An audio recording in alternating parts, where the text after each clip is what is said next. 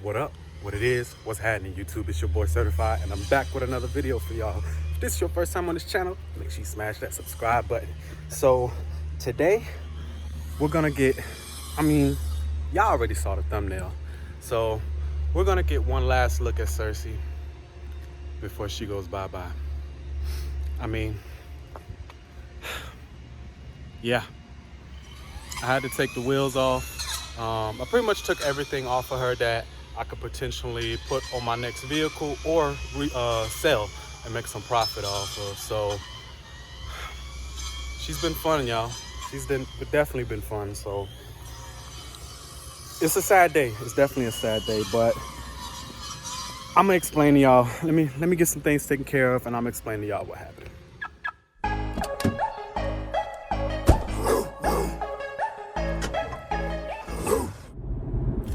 So we back. I had just remembered I had to take some belongings out of my car before I went to the dealership. So yeah, I'm on my way to the dealership now to see what I can do. So obviously my car is still drivable,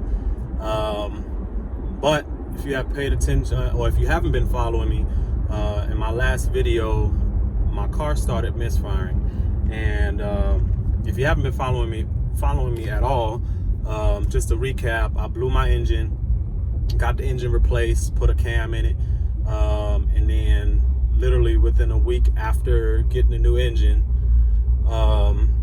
my car started misfiring again. So took it back, had it inspected, and initially, I know in my last video I forgot to take the pictures of the spark plugs. I'm gonna split screen it right now. Those are the spark plugs in cylinder number 7. They were mangled up.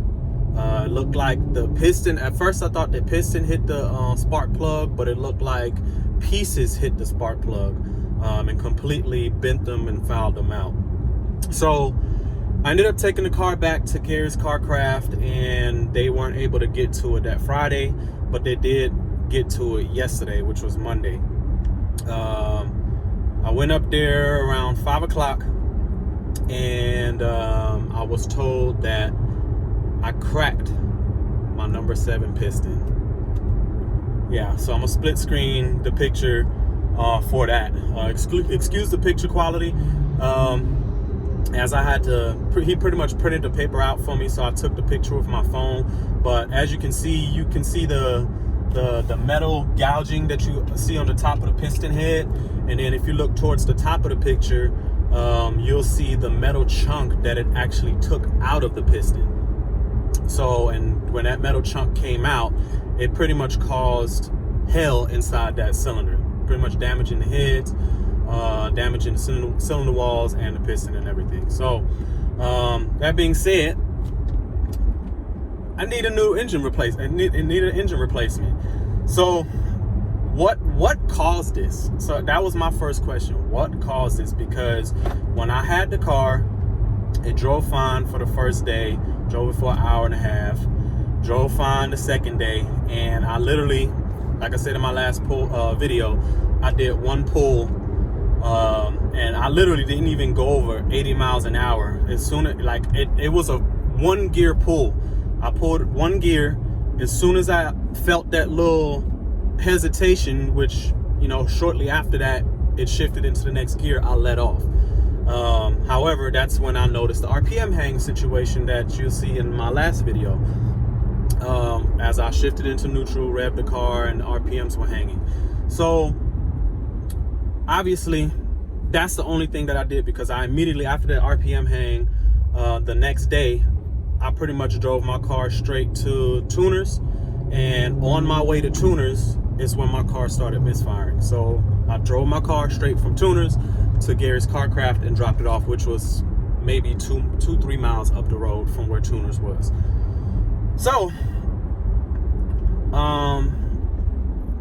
yeah, that left me with the question of, okay, well, you guys told me that the engine was under warranty.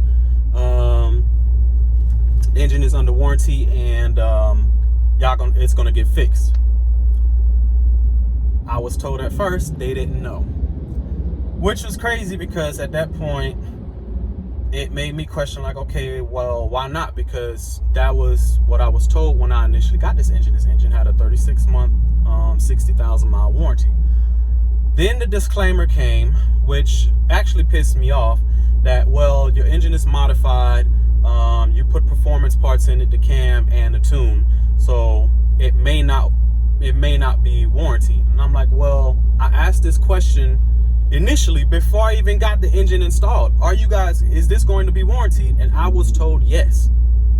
Because if they would have told me no, I would have never even gotten the cam installed until maybe later on down the line, because I wanted to get my car back running. So the cam wasn't necessarily a necessity right now. But since the engine was out and they told me that they were going to warranty it, I went ahead and purchased the cam. So now they're saying, no, they can't warranty it. Or actually, for the correct way of what they said is, well, we have to contact the warranty company, and if they send an adjuster out, then more than likely the warranty is going to be voided. So if they don't send an adjuster out, then they'll fix it. So I was like, okay, well, let's play the luck of if they're going to send the adjuster out. So I let them keep the car yesterday overnight, because I was thinking, because the adjuster, they were going to find out today whether or not the warranty claim was going to get approved and if they were going to send out an adjuster or not. So as I got home, I started thinking more on it, because when I spoke to Gary, he told me that pretty much when he pulled the data off of the engine and what happened and why it caused it, the engine over revved and the throttle was at 102% when it happened. So it gets me to question, like, okay, well, why did the engine over rev? Because I have a rev limiter. Well, that only, I mean, without going into further speculation and just further things that I'm not too versed on when it comes to this stuff, but pretty much it sounds to me that the tune was the issue on the car. And it led me to believe also that it was a tune issue, because I was having issues with the car from day one when I picked it up. First day that I picked the car up, the car stalled on me anytime I got to a stoplight. Took it back to tuners, and Tony couldn't figure out what was going on with it. He made some adjustments and it was still doing it. And then Wednesday, he made some adjustments and it stopped doing it. But we don't know, and he didn't know if that really fixed the issue. Though the car was running right, so we just assumed that maybe the car is relearning itself. It's due to the engine break-in or whatnot, that was why it was causing it. So, and then the RPM hang situation. Here's the thing, and I'm not trying to bash anybody. I'm not trying to down talk Tony and his business, because I have had great success with his business, and I know numerous people who have had great success with his business. But this is where he lost me, is when I went to Tony and told him about the RPM hang situation. His first response was, well, you don't drive your car in neutral anyways, and why are you shifting it into neutral when you're driving? Yeah, good question. Why am I shifting it into neutral while I'm driving, and why I'm not going to be driving my car in neutral? However, the car is not supposed to be doing that. The RPMs is not supposed to be hanging if I do shift into neutral. So why are you questioning me about why I was doing what I was doing? The fact is, there's an issue. There's a problem. You tuned it. You done the tune. So fix it. Stop questioning me about something that can be fixed. And obviously, there was a misstep or there was an improper reading. I'm not going to say he didn't know what he was doing, but there was something going on with that tune that caused my issues, because there were no engine issues at that time. The car ran great besides that.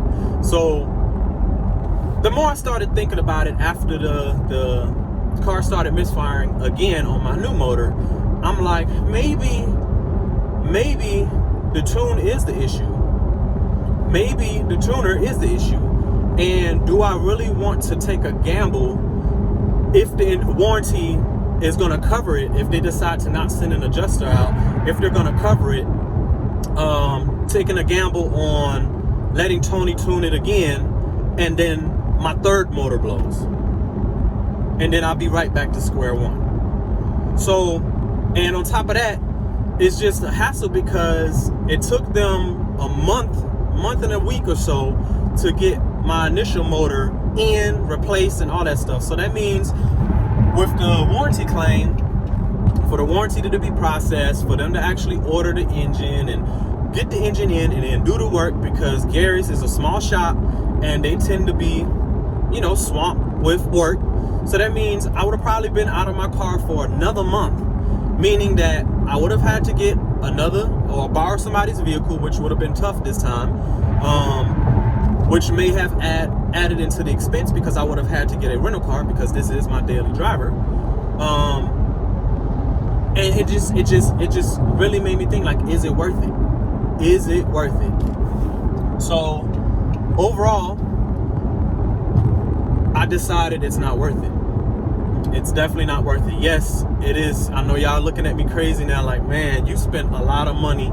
You should have made that decision before you replaced the engine the first time. And to be honest with you guys, if I would have knew what I know now, I would have went ahead and just got rid of the car when I had the chance and not even spent the money on that engine. So yes, this is an expensive loss.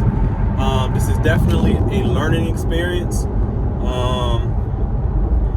But at the same time, there's no reason to mourn in my sorrow because it's out of my control. And I'm fortunate and blessed enough right now to have the ability to get out of this vehicle and still get some profit out of it. And that was the main reason why I decided to change the engine anyways, is because I was a year away from paying this car off, y'all. A year away. And it was just, to me, it was just worth it. I'm like, you know, I don't want to have a car note. I'm trying to buy a house. You know, I got a lot of financial things that I'm trying to do. And I'm not trying to add more debt to income ratio items, such as buying a new car and things like that right now if I don't have to. Well, in this situation, I feel like I have to, and I think it's the best for this situation. So it is what it is.